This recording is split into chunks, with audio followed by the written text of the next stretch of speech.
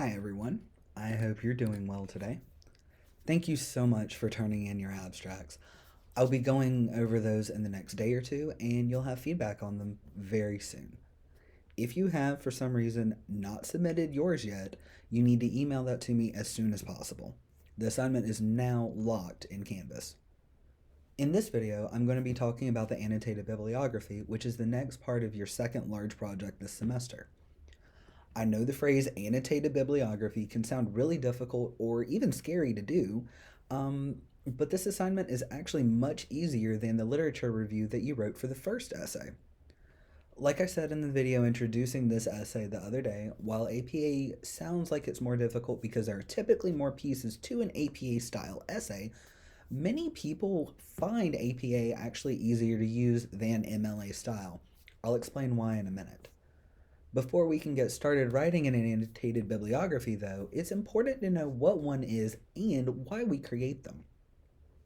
They're usually put together as part of a larger project, and they're meant to not only organize your sources alphabetically, but also to give you and your readers, if you're making one that is shown to other people, an understanding of why you've chosen these particular sources to use.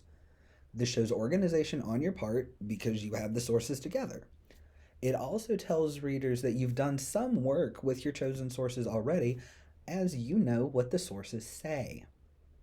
If there's a long time between when you write the annotated bibliography and when you write the longer document, these citations and their annotations can also give you a good reminder of your previous thought process. For example, my dissertation chair required me to write an annotated bibliography as part of the official proposal that I had to submit to him and to the graduate school before I was allowed to begin work on my actual dissertation. Now, I hated writing the annotated bibliography then, and mine ended up being 20 pages because of the number of sources that I had, but I've been able to look at it. I've gone back to it several times since then, and it's given me reminders of what specific sources were, what their points were, and why I put them into my project in the first place. I've also had to go back to Mike, my director, several times and tell him he was right about making me do the annotated bibliography. The first time I told him this, he literally laughed at me and said, "I told you it would be helpful." I did not like the "I told you so" that he served me then, but it was those annotations, the summaries of the sources, which is where this document gets its name, that have been so helpful to me. Annotation here is another way of describing the summaries and explanations that go along with the citation you have for each source you've chosen to use. These show professors that you've really thought about the sources you've chosen, as opposed to just throwing things together because they sound good or because you're running short on time to finish the essay and need another source. But before we can get to the annotation part of the writing, you need to have your sources selected. This is because the first part of every entry on the annotated bibliography is the citation itself. As this essay needs to be in APA style, your citations also need to follow APA formatting rules. One of the requirements for this essay is to do at least one interview, where you talk to someone else who was also at your chosen event about their thoughts related to that event. For instance, if I were going to write this essay, one thing I might write about is the orchestra concert that my son will be in later this semester. I could then interview him as a source and ask him questions about what he thought about the concert. He is going to have a very different point of view as a participant than I will as an audience member. Since I'm using him as a source, I would then need to have citations for him whenever I quoted or summarized or paraphrased something that he said. For an interview, that means you'll have the person's first initial, a period, their last name, a comma, the phrase personal communication, another comma, and then the date of the interview. It looks like this, all right? D. Allen, personal communication, November 17th, 2022. Just like with MLA, a period goes at the end of the citation. That's the entire citation for an interview. That's it. According to APA guidelines, the following things are all considered personal communication: emails, in person interviews and other in person conversations, phone and FaceTime calls, online chats and DMs, and even a professor's lecture that is not recorded. You do not need to say what kind of personal communication was done for your citation. The phrase personal communication is what's important here. That's because somebody else cannot go back and find that, given that the communication was not recorded. All of the other sources you might use have their own formatting guidelines, and you can find examples of how to do these citations in your textbook, From Inquiry to Academic Writing, on pages 805 through 809. You can also look at the sample APA paper that I uploaded to Canvas, and you can look at the online writing lab that Purdue University has at owl.purdue.edu for even more examples of how to cite various kinds of sources. Now, you need to think about the formatting for your annotated bibliography and the sources you're using. Each of your sources need to be listed in alphabetical order by the source's last name. Underneath each source individually, you will write the annotation for that particular source. This is what makes the annotated bibliography so simple to do.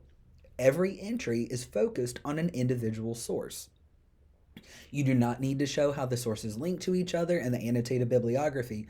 You are only summarizing and justifying your source choices. So, to go back to this, after writing this citation, I would just have the summary and the explanation underneath it. And then I would move on to my next source.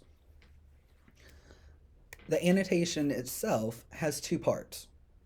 The summary, which is about a paragraph long, 3 to 5 sentences in this case. We're going for shorter paragraphs. And it needs to explain the source well.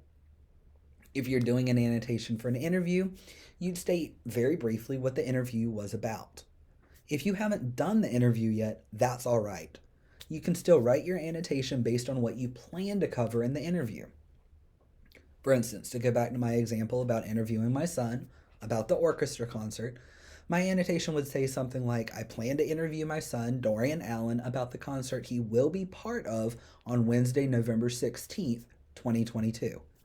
We will talk about the songs they played, the progress he has made on the violin this year, what he thinks of his orchestra teacher, and how he feels the concert went as a whole. I will also ask him if he plans to continue playing the violin during the next semester and why he feels that way. In those 3 sentences, I've given a short plan of what the interview should cover. You'll notice that the date that I had on my annotation here was for the next day, as in the day after the concert. That's when I plan to talk with him. Now, that summary will also help me remember what I want to say to Dorian, my son, when I actually go talk to him. It'll also give anyone reading the annotated bibliography an idea of what will be discussed in the longer paper. You see how those two things link together? If you've already done your interview, you'll need to use past tense phrases like I interviewed, we talked about, I also asked, instead of the future tense, I will do this. The second part to the annotation is an equally short, again, 3 to 5 sentences, paragraph of explanation for choosing that particular source. This is the justification part that I mentioned earlier, where you show why you selected the sources that you did. To again use my example from Dorian, my justification paragraph might read something like, I chose to interview my son for several reasons. First, he has been playing the violin for over a year now, and he can talk about both elementary and middle school concerts. He can compare the two in several ways because of this. I can also get his perspective on why the concert is done the way that it is, including the clothing that is worn and why the particular pieces that were played got chosen. If you look at the Annotated Bibliographies, a short how-to document that I uploaded to Canvas, you'll see an example of how an entry on the Annotated Bibliography looks when it's all written out. You'll see that everything is double-spaced, and the citation itself is done with a hanging indent. This particular style of indentation is found in Word under the Paragraph tab, it's a drop-down menu. You can also find it by searching the phrase hanging indent inside of Word's search feature. The same thing is possible in Google Docs as the APA directions, formatting directions video shows. You will also see that it is fine to use first person here, especially when you're discussing interview sources that you have chosen to use. Now, your final essay requires you to have at least 5 outside sources, with at least 2 of them being something other than interviews. I specified that your annotated bibliography needs to have at least 4 sources. This keeps you from scrambling to find a lot more sources at the last minute, and it gives you some early practice with writing APA-style citations. I encourage you to have a non-interview source on your annotated bibliography in order to get more familiar with APA-style citations overall. Excuse me.